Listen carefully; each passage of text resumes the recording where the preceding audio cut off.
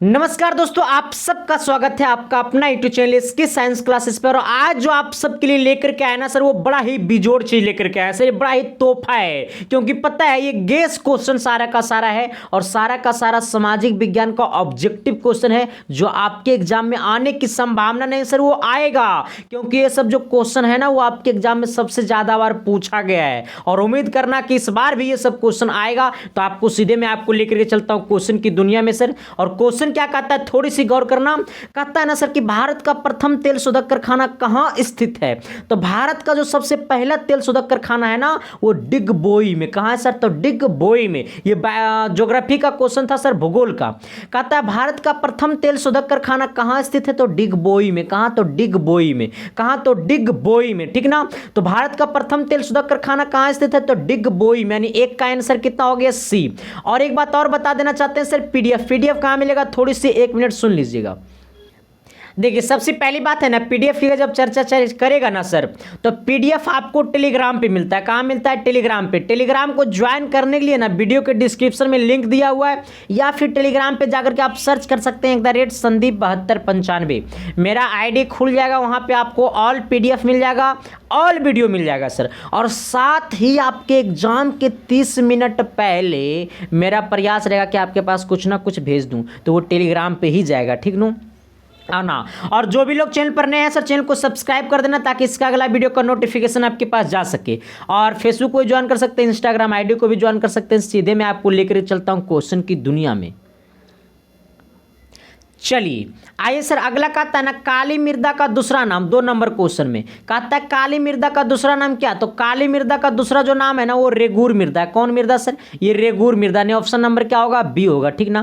तो काली मृदा का दूसरा नाम क्या? काली मिट्टी का दूसरा नाम है रेगूर मृदा। कौन मृदा? रेगूर मिट्टी, ठीक ना। तो काली मृदा का दूसरा नाम क्या है? तो रेगूर मृदा। क्या है? रेगूर मृदा। अगला क्वेश्चन, अगला 3 नंबर क्वेश्चन कहता है ना सर कि रब करे तुझको भी हमसे प्यार हो जाए। आप देखो सर, कहता है ना, इनमें से कौन लौह युक्त खनिज का उदाहरण है। इनमें से कौन लौह युक्त खनिज का उदाहरण है? कह रहा है लौह युक्त। जैसा ही कहेगा लौह युक्त ना, वैसा ही होगा क्या? मैग्नीज। क्या होगा सर? मैग्नीज। लौह युक्त खनिज का उदाहरण है, ठीक ना। मैग्नीज एक ऐसा खनिज है जिसमें लौह युक्त है ना। क्या है सर? लौह युक्त है, ठीक ना।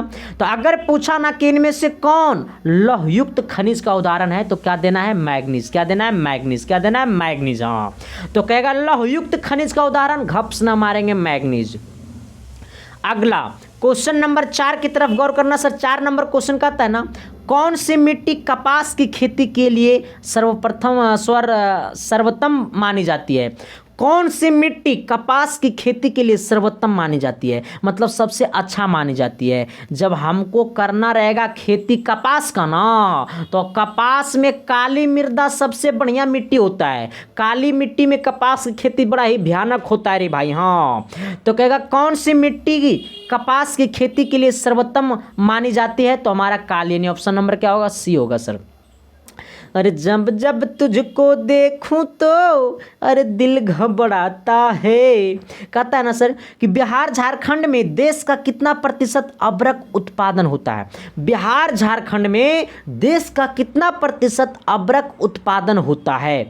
देखो सर, बिहार और झारखंड में देश का कितना प्रतिशत अबरक उत्पादन करता है। तो 80%। कितना? 80%। यानी भारत में बिहार और झारखंड, यही दो राज्य अबरक का 80% उत्पादन कर देता है, बाकी 20% अदर राज्यों से होता है, ठीक ना। अगला क्वेश्चन नंबर कितना होगा सर? थोड़ी सी गौर करना। ये क्वेश्चन नंबर 6 कितना होगा सर? ये 6 कहता है ऊर्जा का गैर पारंपरिक स्रोत है। ऊर्जा का गैर पारंपरिक स्रोत है क्या? ऊर्जा का गैर पारंपरिक स्रोत है विद्युत। क्या है सर? ये विद्युत। क्या है सर? ये विद्युत, ठीक ना। तो ऊर्जा का गैर पारंपरिक स्रोत क्या है? तो विद्युत है। क्या है सर? तो ये विद्युत है, ठीक ना। क्या है? विद्युत। ए विद्युत, ए विद्युत, ए विद्युत। काला लोहा किसे कहा जाता है? और एक काला लोहा किसे कहा जाता है? और कहता है काला लोहा किसे कहा जाता है। और जैसा ही कहेगा काला लोहा, क्या कहेगा सर? ये काला लोहा, तो मार देंगे मैग्नाइट। क्या मार देंगे सर? मैग्नाइट। क्या मारेंगे? मैग्नाइट। क्या मारेंगे? मैग्नाइट। हाँ, मैग्नेटाइट, सॉरी मैग्नेटाइट, क्या सर मैग्नेटाइट, क्या मारेंगे मैग्नेटाइट, क्या मारेंगे मैग्नेटाइट, क्या मारेंगे मैग्नेटाइट, ठीक ना। आना ये क्या है सर, काला लोहा का उदाहरण है। आना कहता है ताप वैद्युत केंद्र का उदाहरण है, ताप वैद्युत विद्युत केंद्र का उदाहरण है क्या। ताप विद्युत केंद्र का उदाहरण कहाँ है सर, तो बरौनी, ये कहाँ है, बिहार में है, ठीक ना। तो ताप विद्युत केंद्र का उदाहरण कहाँ है, तो बरौनी में, बरौनी कहाँ है, तो बिहार में है। अगला कहता है प्राकृतिक गैस किस खनिज के साथ पाया जाता है, तो प्राकृतिक गैस किस खनिज के साथ पाया जाता है, कह रहा है प्राकृतिक गैस किस खनिज के साथ पाया जाता है, तो पेट्रोलियम के साथ। क्वेश्चन नंबर 9 का आंसर क्या होगा सर, क्वेश्चन नंबर 9 का होगा बी, क्या होगा, पेट्रोलियम। तो प्राकृतिक गैस किस खनिज के साथ पाया जाता है, तो पेट्रोलियम के साथ पाया जाता है। किसके साथ पाया जाता है, पेट्रोलियम के साथ। तो अगर आपके एग्जाम में पूछ दिया कि पेट्रोलियम के प्राकृतिक गैस किस खनिज के साथ पाया जाता है, तो पेट्रोलियम के साथ जाता है, ठीक ना। अगला क्वेश्चन 10 नंबर कहता है ना रे मोहतरमा, 10 नंबर क्वेश्चन क्या कहता है, कौन सा ऊर्जा स्रोत आणविकरणीय है। ये चार में से हमको वो ऐसा क्वेश्चन छांटना है जो हमें ऊर्जा स्रोत का आणविकरणीय है। तो कोयला जो है ना सर वो आणविकरणीय है, क्या है, आणविकरणीय ऊर्जा स्रोत है, ठीक ना। कहता है कौन सा ऊर्जा स्रोत आणविकरणीय है, तो कोयला जो है वो आणविकरणीय ऊर्जा स्रोत है। कैसी ऊर्जा स्रोत है, तो आणविकरणीय ऊर्जा स्रोत है, ठीक ना। अगला क्वेश्चन कहता है ना कि जब तुझे न देखूं तो जी ना भरे, अरे इतना कि भर पेट खाना भी ना खाएं। कहता है मेजनी का संबंध किस संगठन से था, मेजनी का संबंध किस संगठन से था। देखो सर ये मेजनी इतिहास का क्वेश्चन है।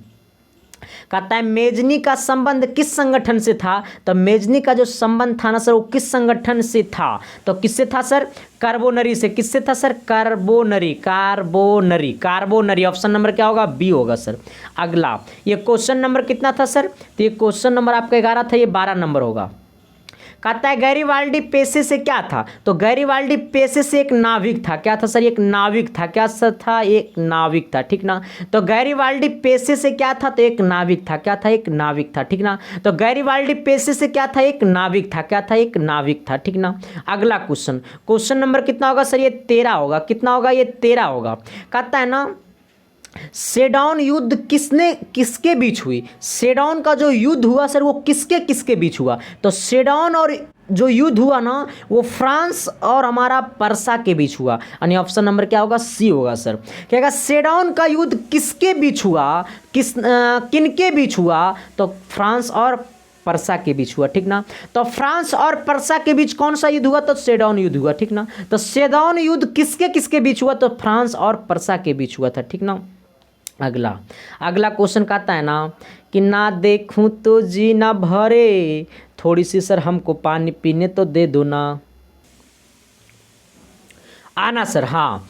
कहता है एक्ट ऑफ यूनियन किस वर्ष पारित हुआ, एक्ट ऑफ यूनियन जो है ना वो किस वर्ष पारित हुआ, तो 1688 में पारित हुआ था। कब हुआ था सर, ये 1688 में पारित हुआ। 1688 में क्या हुआ सर, ये पारित हुआ था, ठीक ना। अगला क्वेश्चन, ये क्वेश्चन नंबर कितना होगा रे मोहतरमा, क्वेश्चन नंबर 15। कितना होगा सर, ये 15।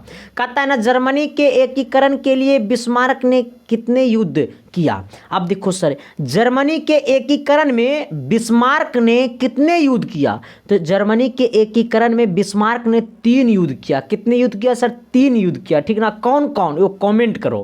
कहता है जर्मनी के एकीकरण के लिए बिस्मार्क ने कितने युद्ध किया, तो 3 युद्ध किया। कितने युद्ध किया, तो 3 युद्ध किया, ठीक ना। कौन, बिस्मार्क, किसके लिए, तो जर्मनी के एकीकरण के लिए, ठीक ना।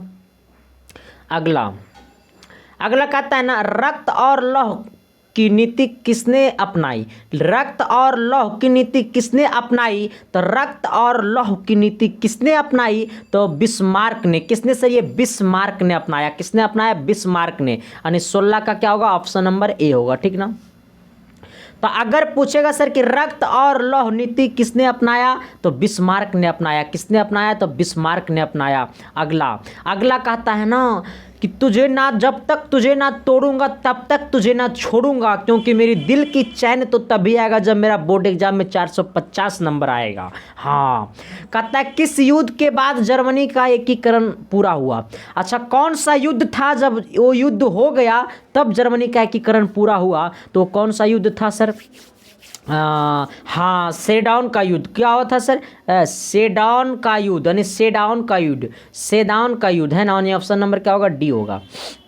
अगला कहता है ना, अर्थव्यवस्थाओं के मुख्य प्रकार है, अर्थव्यवस्थाओं के मुख्य प्रकार है कितने?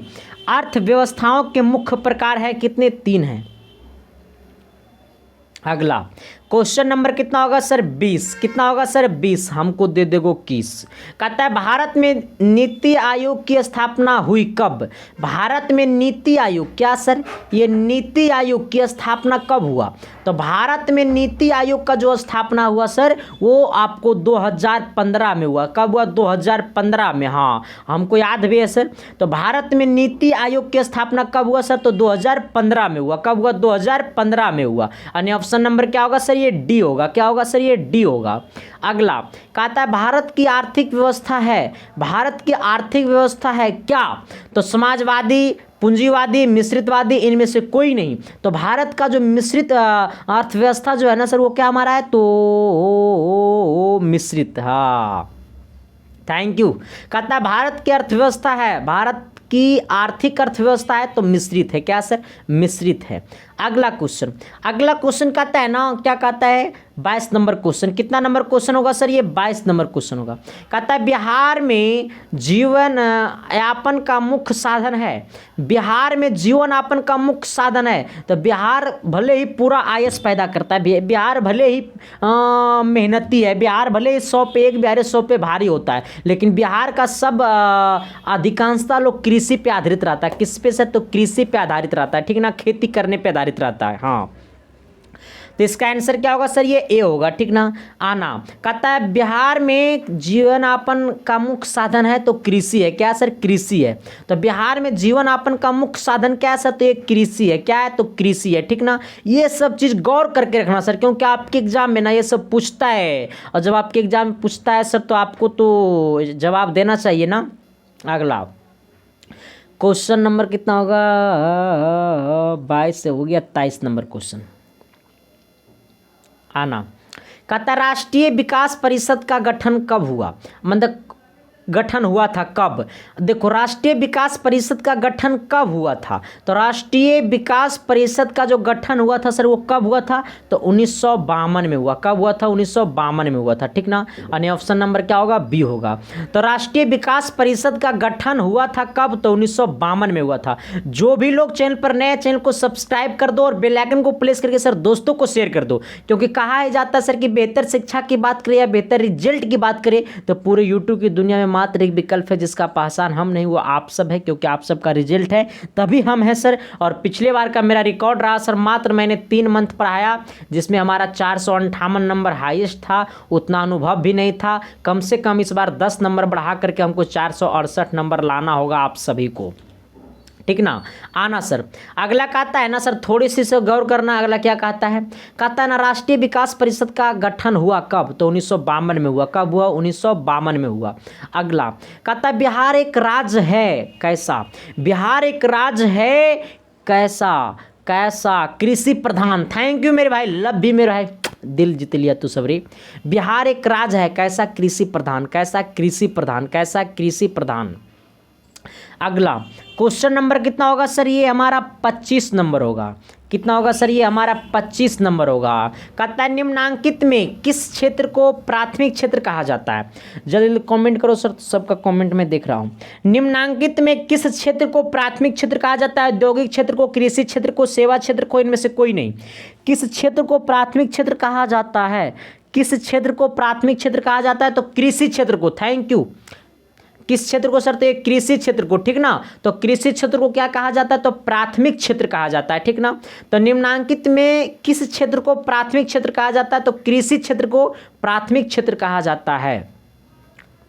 अगला कहता है ना सर कि 1 रुपये का नोट जारी किया जाता है किससे? तो केंद्रीय रिजर्व बैंक, रुक जा, हाँ, इसी द्वारा किया जाता है।